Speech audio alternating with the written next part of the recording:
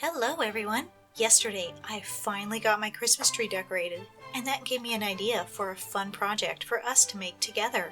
Spider balls! Oh, that sounded a bit differently in my head than when I said it out loud. Spider ball ornaments! Spider decorated ball-shaped ornaments. That's a bit better, right? We better just move on. The materials you will need for this project are beads or clay to make the ornaments. If you don't have any clay, don't worry. We're going to make some together and probably make a big mess in my kitchen. Needle, wire, string, or head pins to make the ornaments hooks. Acrylic craft paint. Paintbrushes. The smaller the brush, the easier this will be for you. Pliers and Mod Podge.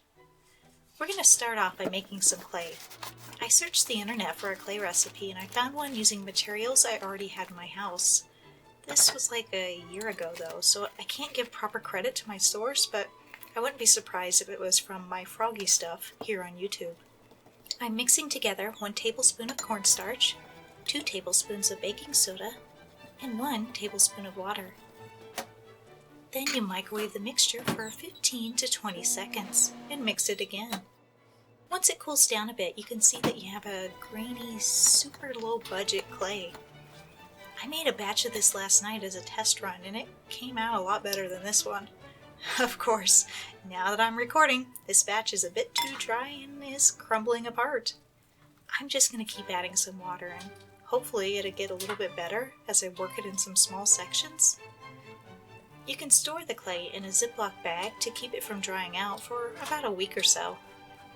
If you have a better air-dry clay recipe, feel free to share down in the comments below.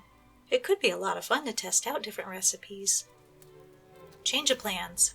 I'm going to use that clay batch I made last night.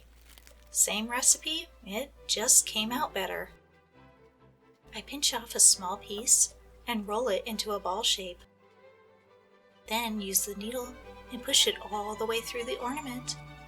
I'm going to leave the needle in this one until it dries a bit more, because some of the ones I made last night, the holes shrunk and closed. Allow the clay time to dry before you start painting. Now because this particular clay recipe comes out grainy when it's dry, I'm going to apply a layer of Mod Podge to it before I start painting, because that way the paint will go on much smoother. This one is from last night and it's already dry, so I'm going to go ahead and apply a layer of Apple Barrel Bright Red all over it and leave it alone until it's dry. Next, I'm going to paint the black of Spidey's eyes. I will fill in the white areas later because for me, it's easier to paint the white on top than to try to draw an even border with black paint around the white. I recommend allowing that to dry again, and then you can start applying the thin lines for the webbing on Spidey's mask. This is the part that you'll want to use as small of a paintbrush as you can find. I'm using a spotter size 10/0. I buy my small paintbrushes individually packaged from either Hobby Lobby or Joann Fabrics. In some areas on the lines, I applied the paint too thickly or my hand just wiggled, so I'm touching up those areas with some red paint. Once that layer of paint is dry, you can apply the white of Spidey's eyes. This will likely take more than 1 coat of white to cover that black, but that's okay. In the end, it will look much better if you apply a couple of thin coats than one globby thick one. Once again, allow the paint time to dry, and then coat the whole thing in your choice of sealant to protect your paint. You can use brush-on paint sealant, but I'm going to use some Mod Podge for a little bit more extra strength. Next, we're going to make the hook. I like to use a jewelry making material called a head pin on this step.